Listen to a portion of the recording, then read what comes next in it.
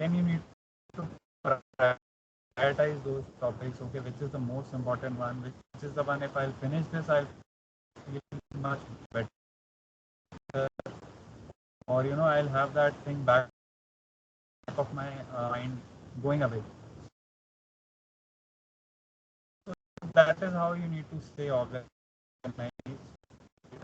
So if you have very vague goals, okay, I will do this particular topic. Now the topic could be as vast as anything. You can probably search some information on that topic on the internet. You can have your book, which has probably a single chapter on it or a couple of chapters on it. So it's an endless space to learn. So you need to set a clear goal. Okay, this is the chapter that I'm planning to do, which is followed by these 4 or 5 questions. I need to complete this exercise today, and that's how you plan. If you will not make clear goals, you will not be able to hold yourself accountable for those goals. This is what I feel. And the next one is effectively planning out your day. So what I mean by this is, this is something again which I personally exercise every day in the evening. Once I'm done with my office work, I sit for just 5 minutes and I plan out the next day. So it does not make me think about work when I finished my work, because I know, okay, these are the 6 7 tasks that I need to do for the next day. Okay, and this is how I need to allocate my time, which is the most important task that I need to do. I'll pick it up right in the morning, and that is how my plan how I plan my day. So it becomes important to have that thing in your mind. Otherwise you will keep thinking about work. You'll go out to play, but then you will be probably thinking about, okay, मेरा शायद ये काम pending था. Okay, I need to still finish this topic. I have my exams coming closer. How will I manage? But if you will have that in your mind that, okay, this is how much I wanted to do today, and the next topic I can pick it up tomorrow, because I have a plan for the entire week where I will be finishing these 5 subjects or 5 topics in a particular subject. So that gives you a lot of clarity, and you will be able to plan much better. Then the next skill is handling stress in a positive way. Now what I mean by that is, when you're planning out your task, again, like I mentioned, that there will be one task which will be the most important, or probably 2 or 3 tasks. So rather than having that trouble you throughout the day, if you get that done right in the morning, it's out of your task list. Or maybe by afternoon also, if you manage to do it, it's right out of your task list. It will make you feel a lot more comfortable about your day, about how you need to go about for the rest of the day. This is what I mean by that. Now, how to manage time? So first is wake up early. I know all our parents, they generally emphasize on this, but we never believe them. Okay, that it will not help. So this is my 2 cents on this. That I have recently done this thing. My parents were after me almost for as long as I've lived. They told me that you need to start early, you need to wake up early, you need to sleep early. I never understood this thing. But from the last 6 months or so, I have personally done this thing, and believe me, it makes you feel a lot more positive, because when you wake up, say at probably 7, 8 in the morning or 6 in the morning, you know that okay, you have the entire day to do something. Whereas if you slept late the last night, say probably you slept at 3 or 4, it works for some people, but not for most. So if you slept at around 3 or 4, you'll end up waking up at 11, 12, then you'll have your food, and probably you'll be starting your work in the afternoon. We mentally tend to feel, okay, today's day is half gone. How will I complete my stuff? How will I go through what I'm supposed to do throughout the day? So during the start of the day itself, you'll feel a bit stressed out. This is again something that I've personally experienced. Then the next is set smart goals. So the goals need to be, this is a acronym for, there is a huge terminology that goes for smart. What I essentially mean by this is, you need to set attainable goals, smart goals. You cannot make unrealistic goals and then feel bad at the end of each day. You need to have something in your mind which is clear. Okay, this is how I need to plan out my day. These are the 2 topics. Don't be unrealistic. Don't try and feel, नहीं मुझे तो आज ही सब कुछ करना है, I need to finish everything today itself. That will not help. It will only give you stress. You will end up feeling that, okay, I'm not able to finish what I'm planning. The problem is not with you doing that particular task, the problem is with the planning. Had you set out a proper goal, say a smart goal, then you wouldn't have felt like that. You would have felt, okay, this is what I was supposed to cover today, and I've done it. You will end up feeling very good, very positive towards the end of the day. Then you can easily plan your next day, and this needs to be an exercise over time which you are doing.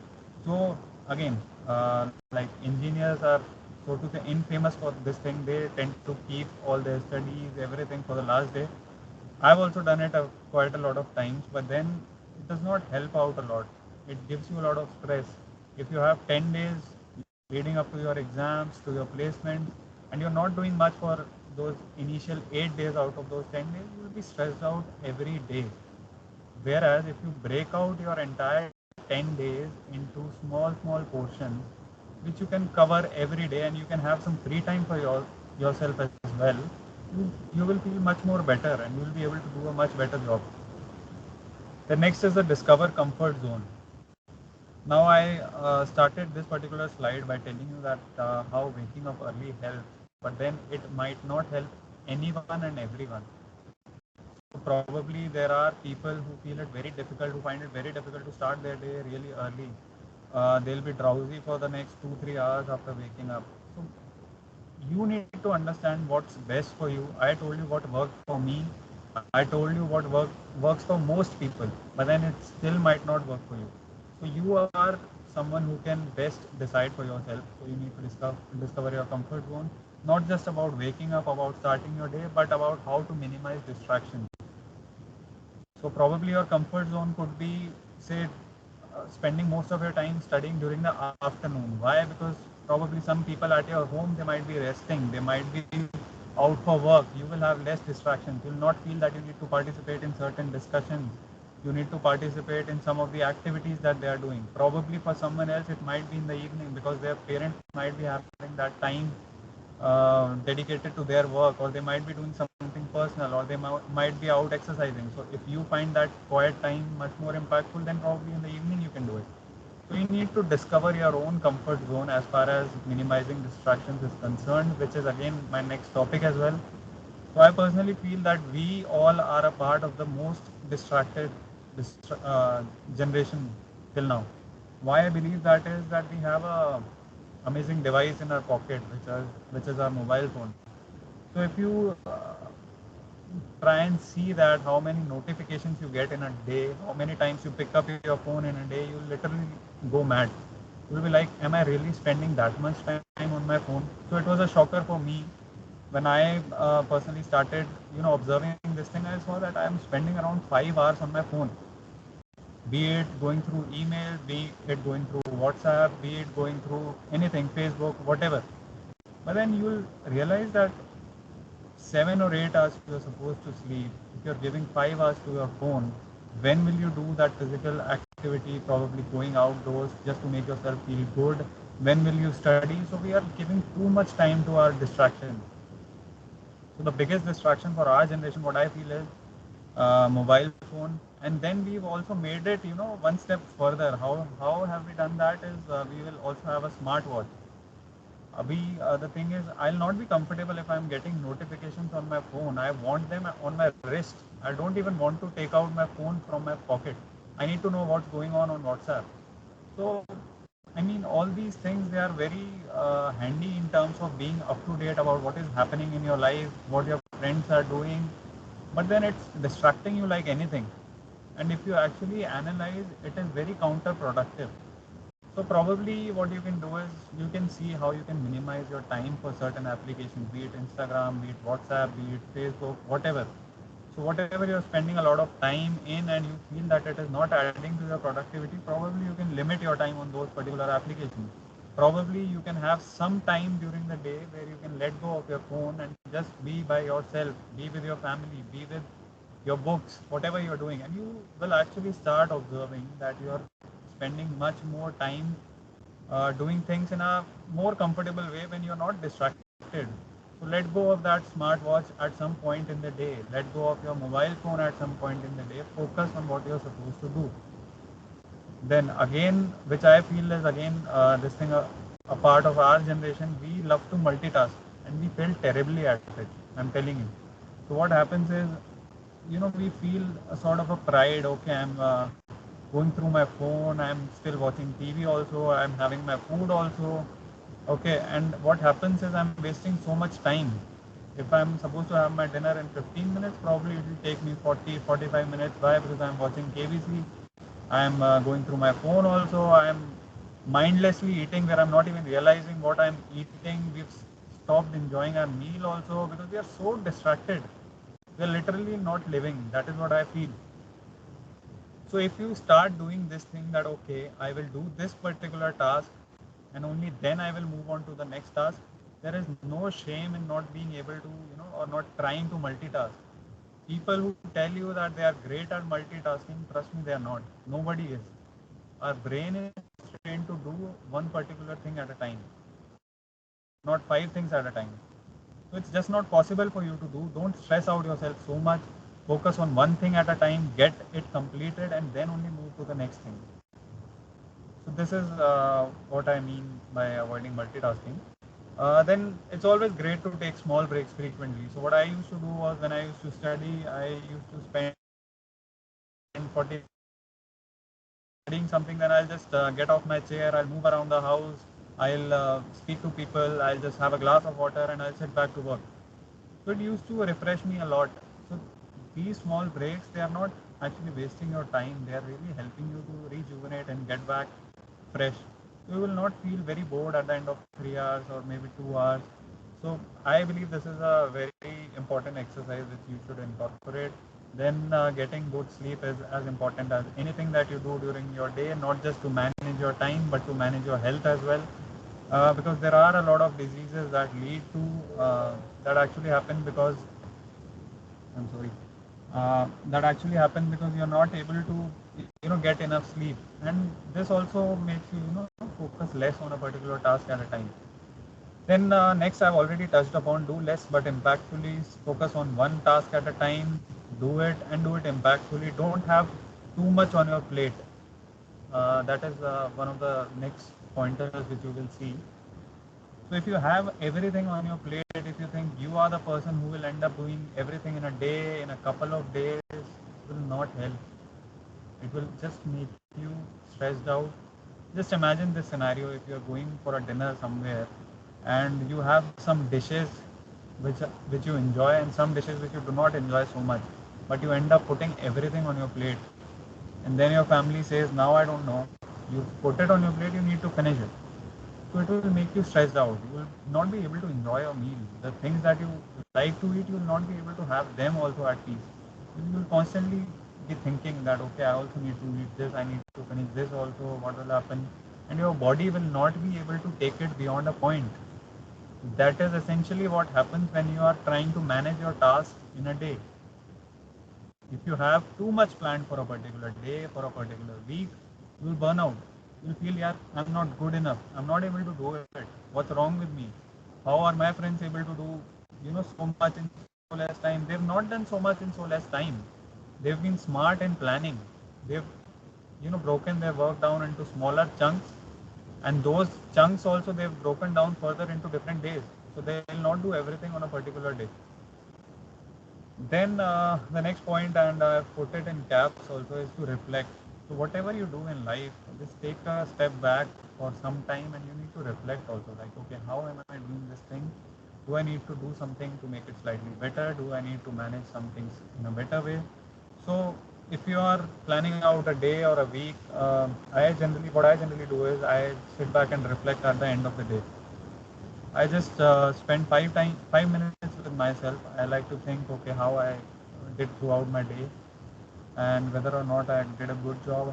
How could I have managed my distractions better? How I could have planned in a better way. So these things are important, and these you get back only when you reflect. That is when you think, okay, this is what happened. This is how it can become better. We get into that rat race. We want to do things every day without even thinking about them. So it does not help. It's very important to reflect. Then there are a lot of techniques on the internet which are available for managing your time. You can choose any which you like. You can choose none of these also if you like. So there can be certain things which work for you. There can be certain things which do not work. So you need to plan what works best for you. I'll just quickly touch upon these techniques. First is the 80-20 principle. What it essentially means that 20% of your time which you invest in doing certain tasks, they actually end up giving you 80% output. Or the other way to look at it is the 20% of the tasks that you do throughout the day, or the topics that you cover throughout the day, or the importance of those topics that you cover actually lead to 80% of the results. So there are 80% of the tasks in your day which you are probably investing a lot of your time in, but the results from that will be lesser. So you need to be smart in identifying that what are those 20% topics or 20% tasks which I need to do first, and these will lead to the maximum result. So this is how this principle works. The next is the ABCDE method. This is something that I have used and I've benefited also at times. How it works out is A can be probably something that is very important. You have a task list. Say there are 10 things. Out of those 10 things, there are 2 things which you write down, and in front of them you mention A. So those are a couple of things which are most important for you to do. Then the next 2 things probably can be B. Now B can be those things which are important, but they don't have much of a consequence. If you don't do it today, it might not hamper your work or your productivity or your studies that much. C can be something which is important but does not have a consequence. Probably I can do it in 2 days, 3 days, 4 days. It's okay. All these ratings are relative. A has to be most important, B has to be slightly lesser, C has to be even lesser. It's important, but I can do it in 2-3 days. Then D stands for delegate, and E is actually something you need to eliminate from your list. So there will be some things, probably some group assignments, and you end up taking a lot of pressure on yourself. Okay, I'll do everything. That is not the way. You also need to delegate. That is also something which is expected from a manager. You cannot take everything on your plate. You cannot do everything. It can probably also mean that if you're taking care of your studies and also you are taking care of some of the household chores or some of the stuff you need to go and get from the market, you cannot do everything. If you're focusing on your studies and you have less time, then probably it's a good idea to delegate those tasks to some of your family members, say to a younger brother, to some house help who might be there. You cannot do everything. So it's important to delegate, and there are some tasks which we have on our plate, but they're not important. You can eliminate those tasks. So the last technique is the Pomodoro technique. What happens during this technique is you break your work down into sessions of 25 minutes each, and after every 25-minute session you take a 5-minute break. Okay, so this is how you do it for 4 times, and after it is done for 4 times, which is essentially 30, 30, 30, 30, 120 minutes. After that you can take a 15-20 minutes break, and then you are good to go back again. If you have a long topic planned or a long day planned, this is how you can break it down. Again, it works for some people, doesn't work for some. So you can try out these strategies and probably pick something which you like. Next topic is our human resource management. But before we start, I think we can take questions for 5 minutes, and after that we can take a 5-10 minute break and we can start. So I'm open to your questions, your comments, anything you want to share, please.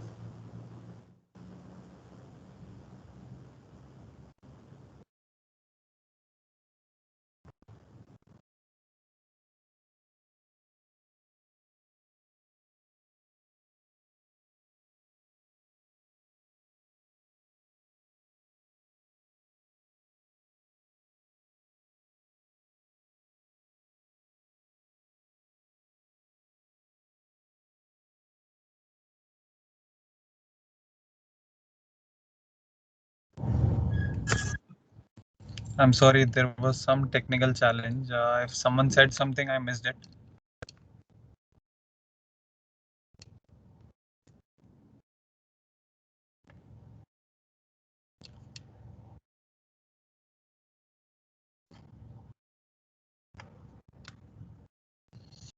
Any feedback, any thoughts, any comments which you guys want to share, please, you're welcome.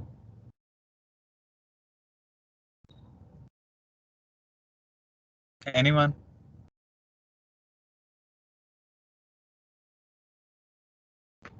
So they always say about sessions, when there is a lull after any session, either people have understood everything or they've understood nothing. So just to be able to understand that, I need to hear from some of you. Probably you can give some feedback also how we can make the second part of the session better, how we can make it more interactive, or you can touch upon the time management session. You can share some thoughts. You can tell me if you want me to touch upon something again. You can tell me if you were there in the entire session with me, uh, because I am personally not able to track everything. I am outside somewhere and I'm trying to stay connected all the time. So please, it's open for discussion. You can share anything which you feel like. Hello, sir. Yeah, hi, hello. Good evening, sir. Sir, actually, I want to know more about 80/20 principles, sir. In this, sir, how to prioritize the 20% important things, sir. Sir, I'm not actually, I have also read it earlier, but still, I'm not able to, sir, prioritize the thing that which are most important or something like that, sir. So, sir, Right. can you please elaborate more on this? Sure, sure. Thank you so much for speaking out, and I'll just try to make it more clearer for you. So the 80/20 principle, like I was saying, it actually emphasizes on this thing that you need to identify 20% of your tasks or your topics, or what you need to do, which will lead to 80% of the output. Now, how do you do that is you need to think about one task at a time. Say, suppose if I am supposed to uh, cover a particular topic, and I know that okay, this is something that has appeared in previous year papers as well. This is something which is very important. I need to do this thing. It will have, this chapter has a weightage of around 10-15 marks, whereas some other chapters they have a weightage of 2 marks, 3 marks. So I need to take that one chapter at a time. I need to analyze, okay, what is it that I need to cover in this, how difficult is it, how much does it appear in the last 3 years, 4 years, 2 years papers. All these factors, they will probably give you a virtual score in your mind where you will be comparing them with other topics or other chapters, and you will have that clarity. Okay, if I'm supposed to cover 10 things, these two have featured the most, these two have the most weightage, so I'll probably invest more time in these two topics. I'll be thorough with them, and then only I'll move to the other tasks. That is how you can plan. So one task at a time, you need to understand the consequences. Okay, what if I do this, what if I don't do this, what if I do it first, how much will I be able to cover. That is how you identify those 20% of the task or the topics. So this is essentially the Pareto principle, if you are aware, and that is how you can plan it out. So it works more in terms of say probably when you start working, it will be much more useful as compared to when you're studying, because when you're studying you will not have two chapters that will be contributing say 60 or 70 marks out of your 100 marks. But then when you're working, definitely there will be some task which will occupy the most important part of your day. You will feel that okay, if I have these two things which I am doing right, I'll be taken care of today, I'll be fine, I'll be able to contribute. So that is how you need to plan it out. I hope I've given you some clarity, and if you want me to touch upon it further, what I suggest is you can go through this thing, and you can see some YouTube videos. It will give you much more clarity. I've also personally seen them, and it will be better for you. Yes, sir. Okay, sir. Sir, this was helpful. Thank you so much. Thank you, sir. Anybody else? I think we can keep time for questions till about 5:45. Then we'll take a short 5-minute break, and then I'll quickly rush you through the human resource session for about 15-20 minutes. Anyone else? What is ABCD method? I heard someone. You can speak out. Yeah, I mean, I was also a student with Amity 4-5 years back. So it's like almost interacting with someone in your family, your elder brother, your friend. I told this thing earlier also. Please don't feel shy to speak out. I have also done this thing so many times. Just be comfortable and try it out. It won't Sir, matter. what is ABCDE method? Okay. So the ABCD method is a method of relatively trying to give weightage to your task. Okay, where A stands for the most important tasks, B will stand for something which has a minor consequence but is an important task. C will be something that is an important task, but it does not have any consequence probably today or say maybe till tomorrow as well. So I can postpone it. I need to do it for sure, but I can postpone it. D will be something that I can delegate to someone else because I do not have the time to be able to do justice to all the tasks. And E will be something which I can eliminate. I do not need to do it. I earlier felt okay that this is something I need to cover. This is an important topic, but having seen in all the last year papers and all the placement exams, it has not appeared anywhere. So probably that topic has become irrelevant with time. Organizations are feeling that okay, this is not something we need to test our students on. You can eliminate that, or probably there can be some video resource which you've planned for the day, but then you're thinking that okay, I've already done all the theoretical stuff as far as this thing is concerned, and I'm feeling confident now, so I don't need to go through that video. You eliminate that. So basically, it's a method of relatively ranking your task where A is something you will do right at the beginning. Uh, that will be the first task you will be doing. B will be something which you can do probably after a couple of hours, after 3 hours. It is not some assignment you need to submit right away. C is something I need to do it, but probably I can postpone it for a couple of days or one day. I'll do it day after tomorrow, tomorrow. Now, day after tomorrow, it will become your A task because that day is the deadline for that task and you need to do it for sure. And D, I told you it will be something you can delegate, and E is something you can eliminate. You need to don't need to do that. I hope it gives you some clarity, Anindya. Yes, yes, sir. Great. Anybody else wants to have a quick question, or we can just take a break for 5 minutes?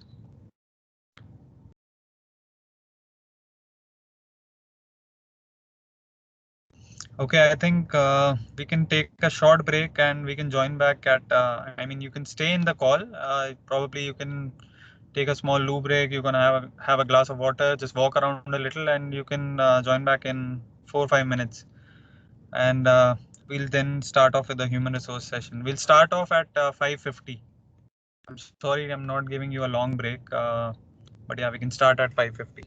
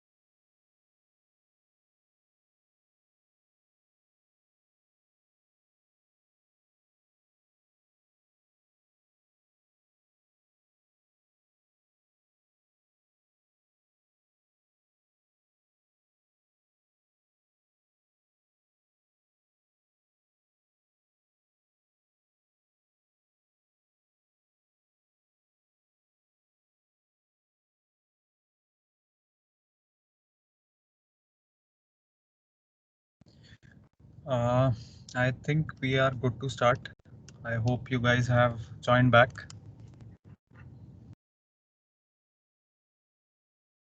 Can someone just confirm once if the presentation is visible?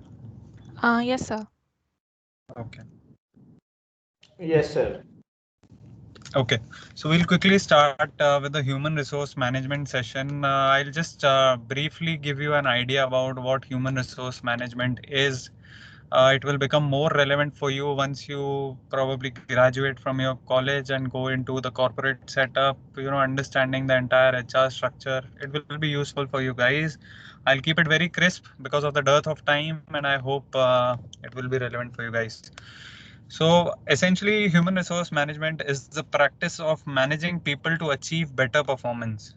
So an example which I picked up from Google is if you hire people into a business, you're looking for people who fit the company culture, as they will be happier, they will stay longer with the organization and be more productive than people who won't fit into the company culture.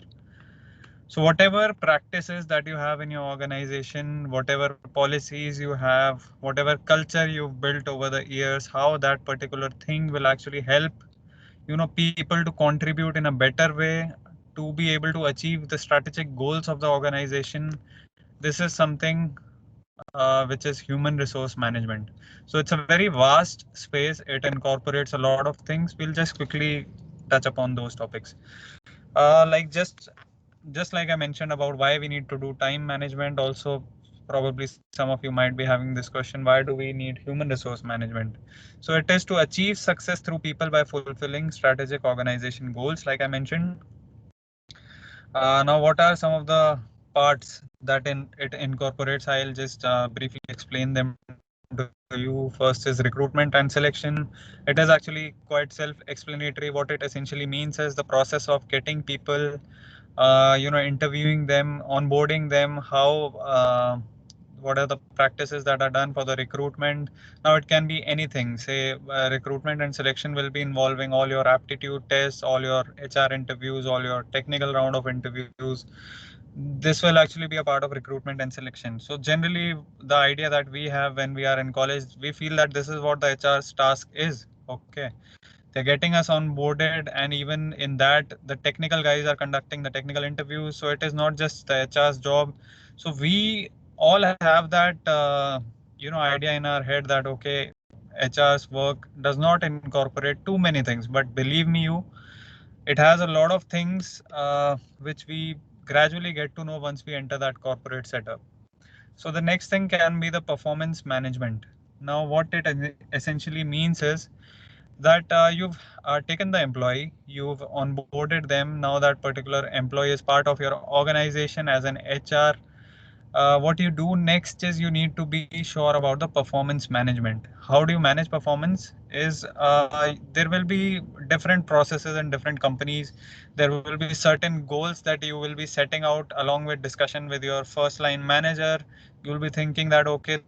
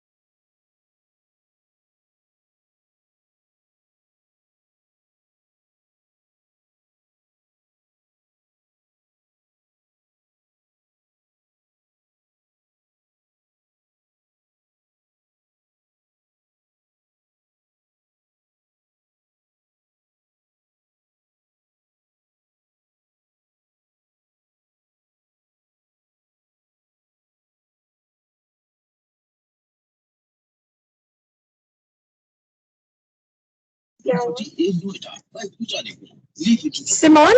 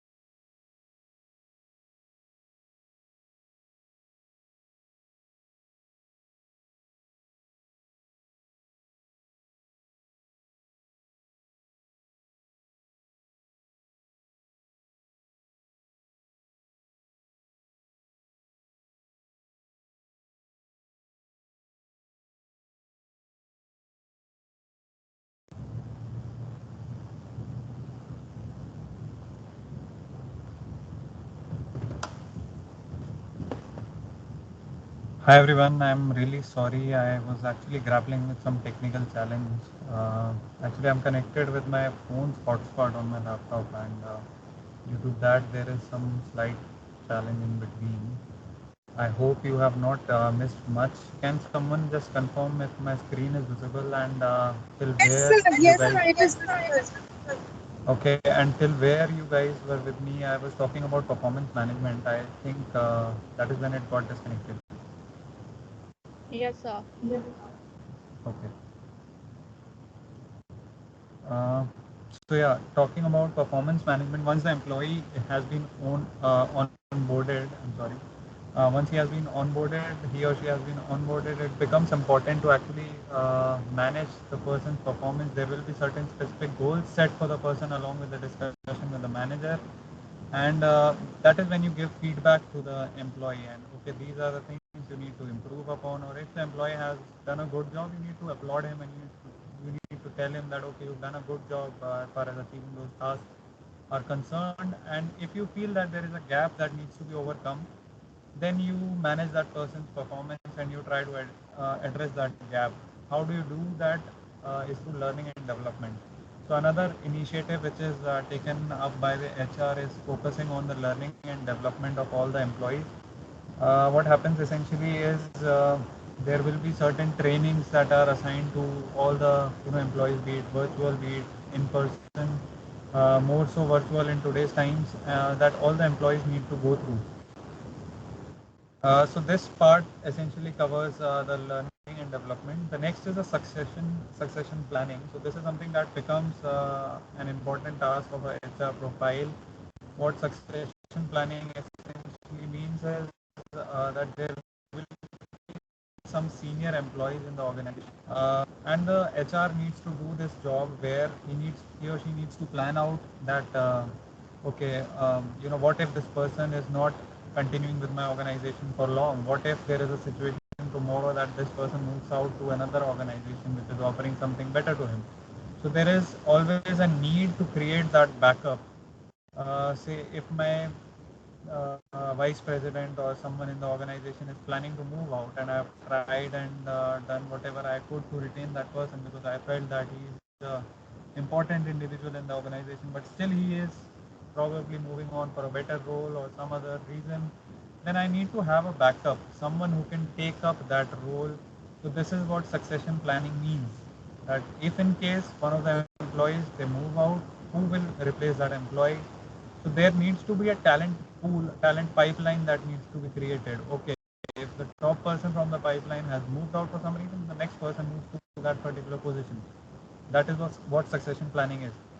Next is pretty much self-explanatory compensation and benefits. Again, something that we associate a lot with HR, something that is of huge interest to us when these companies are coming to campus.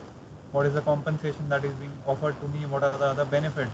In fact, we are not very much concerned about the benefits in the initial few days, or when we are preparing for all these placements. We get to know about them, say probably through some HR presentations done on campus or once you join the organization. So Comp and Ben essentially covers your salary.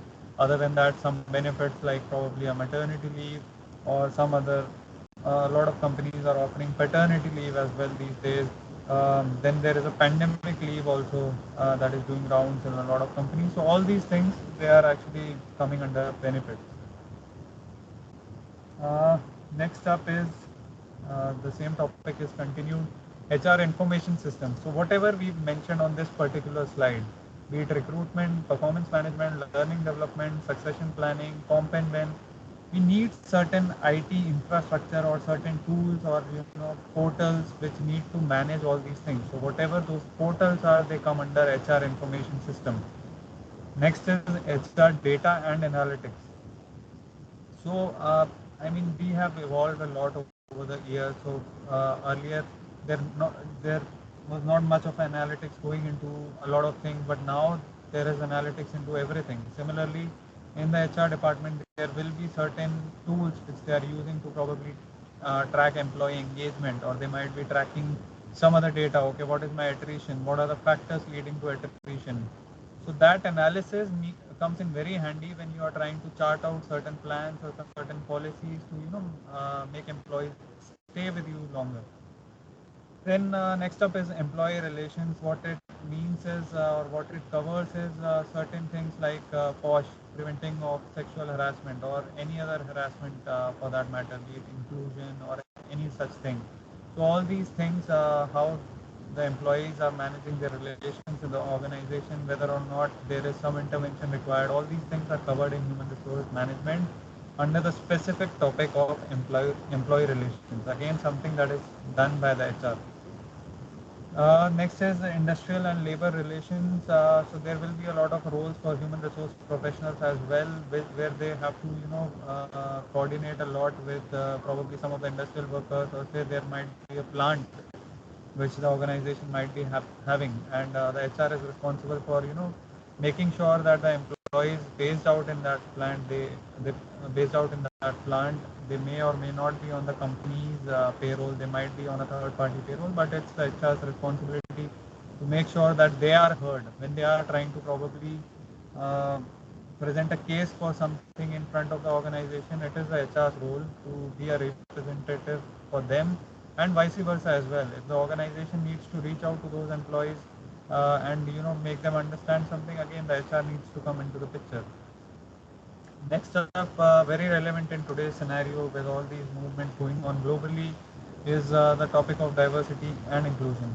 To be very frank with you guys, this is not something that was happening a lot a few years earlier. There were certain instances where companies were actually working on this thing, but now it has become one of the key pillars which companies are focusing on. They want to invest in diverse talent. They want to be seen as a brand, okay, which is not just probably looking for people to work. They want to be seen as, okay, they are creating an environment where some of the people, not some, in fact, all of the people are actually feeling very, very comfortable in that environment, irrespective of the caste, creed, sex, religion, whatever is there. You need to make each and every employee feel included. He or she should not feel that, okay, I'm not part of this group. He or she should not be afraid to be himself or herself. So all these things come into the picture of diversity and inclusion, where they are making certain policies. They are focusing on all the people, irrespective of all the factors which I mentioned. So that comes into diversity and inclusion. Another task which is taken up generally by HRs is the task of brand building. Now, it is the role of HR at times to, like in your case, when a company comes to the campus, there is generally a HR speaker and probably some of the business head or some technical person who comes along. So it's the HR's task to, tell about some of the policies that are there in the organization, what the organization culture is, what they focus on, whether or not they are doing CSR, in which particular areas they are doing CSR. Other than that, managing their profile on social media, be it LinkedIn, sharing certain articles about some of the good policies in the organization. That is how you build a brand. By brand building, what I mean is, see, each organization has its own brand. If I work for a organization A, there will be certain policies that are there in that organization. There will be certain kind of people which it attracts. So all these things are managed by HR. So I hope that I have given you some clarity in terms of human resource management as well. I personally, when I was doing my engineering and till about when I got into the corporate setup, I used to feel that okay, the HR field is not that vast. I hope you guys will not be leaving with that message, and I've given you some clarity about the human resource domain. Again, I'm open to your questions, feedback, anything you guys want to share. I have tried to iterate this thing multiple times, and I'll just say this again that I have been on the other side of the table very recently. I'm a recent student. In fact, I completed my MBA in 2019 itself. So please speak out. You need to interact. All these things also matter, and they will make you feel good and confident about yourself. You will have 2 or 3 questions in your mind, and you'll not speak out just because you think, I don't know what the other person will think. Believe me, those people are not able to get the courage to speak up. They might joke around saying, okay, what did you ask? I probably could have told you that particular thing, but it's not like that. You need to be confident. And a lot of our work, or when you are having those discussions in your organization, when you join the corporate setup, you need to speak up. So someday eventually you will have to speak up. So be comfortable, and you can ask me anything. These are some of the details, some of my contact details where you guys can reach out to me if you have any other queries. I'm open to connect on LinkedIn. If there is something specific you need to ask me, you can get in touch with me on my phone as well, and you can drop me an email. So I might not be able to take your calls at all times, just giving you a small disclaimer. But yeah, I'll definitely get back to you whenever I can, and we'll be happy to stay in touch.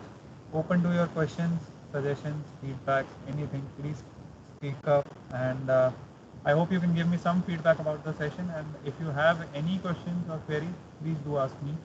I think we can stretch it till about 6:15, 6:20, and I am open to your suggestions or questions, whatever.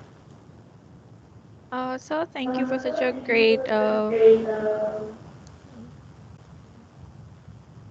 thank you for such a great presentation and discussion today.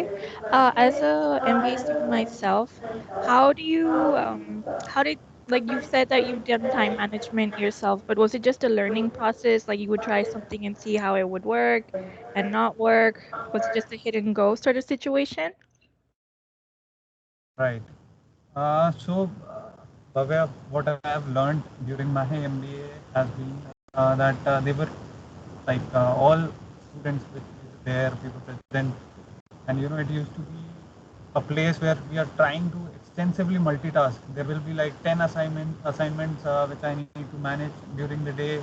There will be like something I'm doing till 3 or 4 in the night. But believe me, it becomes much more important to prioritize and focus on one thing at a time. Otherwise, you will not be able to do justice to any particular time, any particular task. As far as time management is concerned, again, I'll just share it with you. I'm no pioneer in time management. I'm not someone who has been, doing this perfectly. I am someone who probably focuses on reflecting at times, and I feel that is something which is again one of the most important things that I do. So if I'm having a day where I've planned out my work or say anything, then it's important to reflect at the end of the day. That is something which I feel really adds a value to what I am doing. So I also strive to improve every day. I might struggle with managing my time today, but then I'll try and make sure that tomorrow I do it slightly better. There were 2 or 3 distractions which I could have avoided. Nobody is perfect. Okay, and one thing more which I probably did not touch during my session, we get a lot of stress, trying to compare ourselves with others. Okay, I I mean, I am not able to prioritize. I'm not able to manage my time.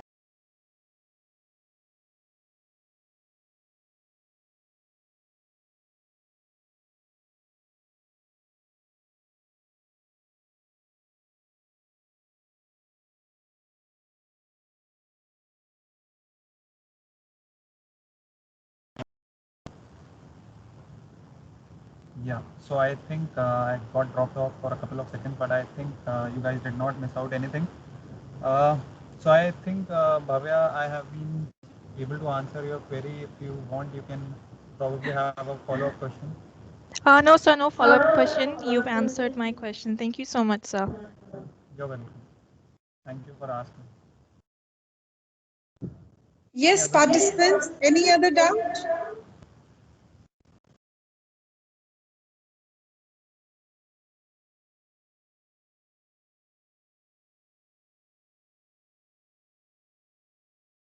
guys, this is your time. You can actually make use of this time. You can ask me anything.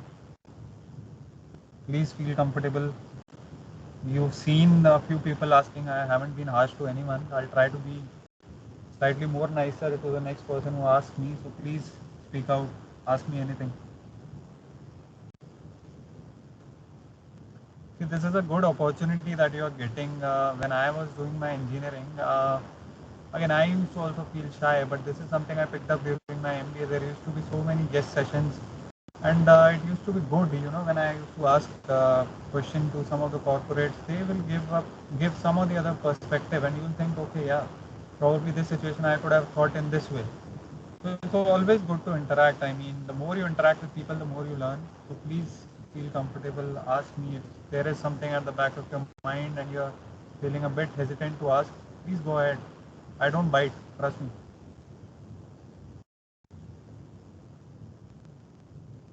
Yes, participant. If you don't want to speak out, I don't know if there is a option where you can type in your question. I'm open Yes, to there is a anything. chat box. Yeah, so you can probably enter your question there as well.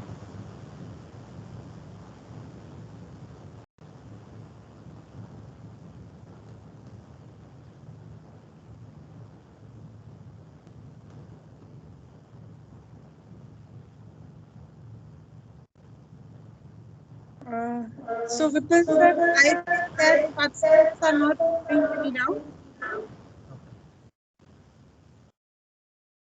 So yeah, I mean, I am done from my side. Probably we can wait for a couple of minutes, and if there are no further questions, we can close at 6. Fine with it. Yes, yes. Yeah. So I don't think sir, because we have given an option to clear query in chat box also. So Okay. I don't see any query in the chat box.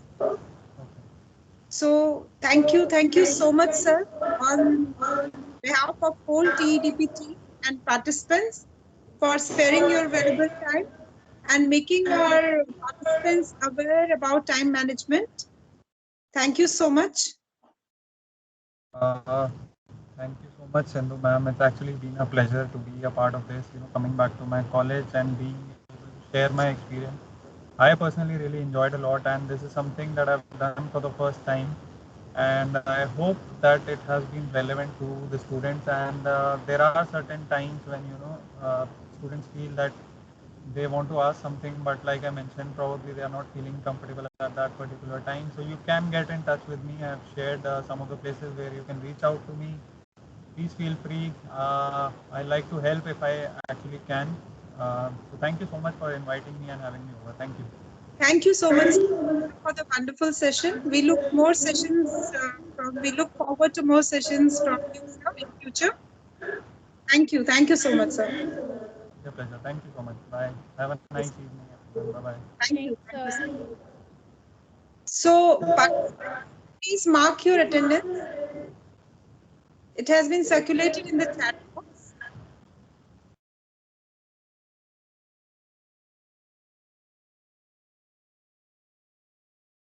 Once you have marked the attendance, you can leave the session.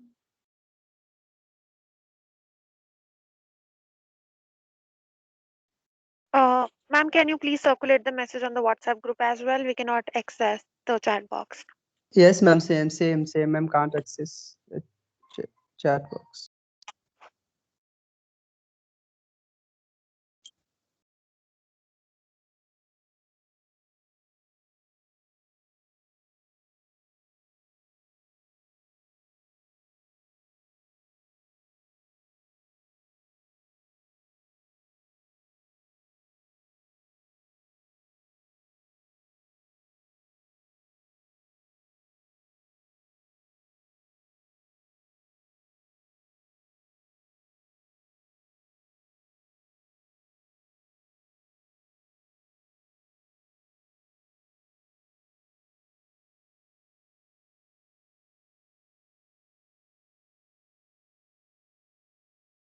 Yes, participants, you are saying something?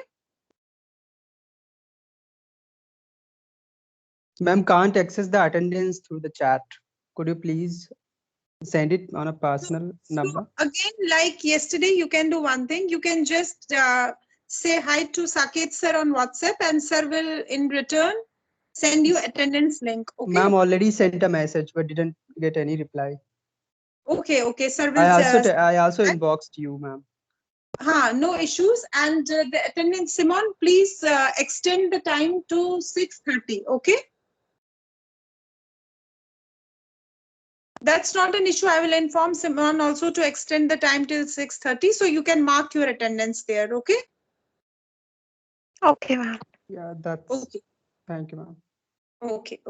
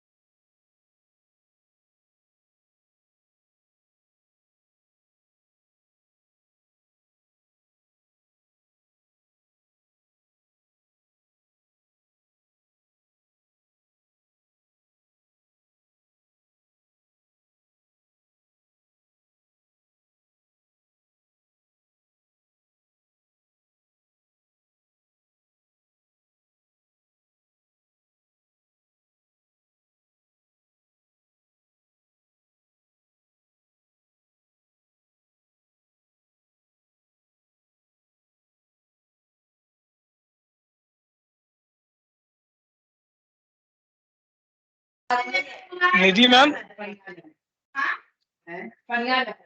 Nidhi ma'am,